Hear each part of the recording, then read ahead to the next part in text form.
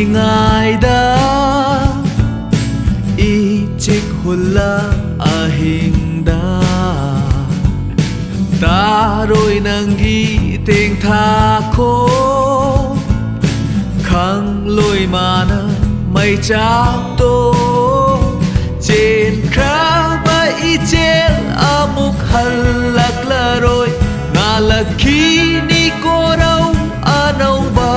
ayuki trên khá bay trên amuk halak la rồi nga la khi ni cô đâu anau ba ayuki gai na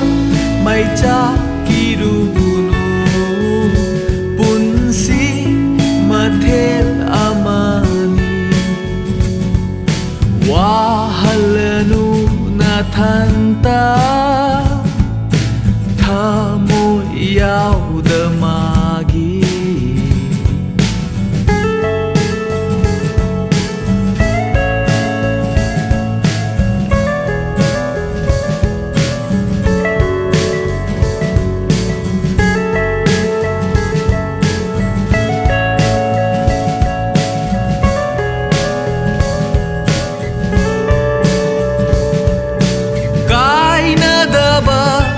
kana yaw bage nang na ahan ba na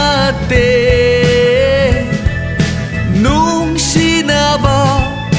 thum na da ba nang na aroi ba oi ro chat lu nang gi anau ba punsi na nang bungai ri magi dama khalanu nangi nate mahato kalanu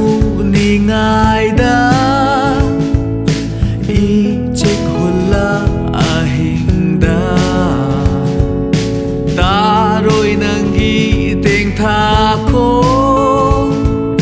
khang lôi mà na mây cha tô trên khá bay trên amuk halak la rồi nga la khi ni cô đâu anau ba ayuki trên khá bay trên amuk halak la rồi nga la khi ni cô đâu anau ba ayuki kai na mây cha kirunu punsi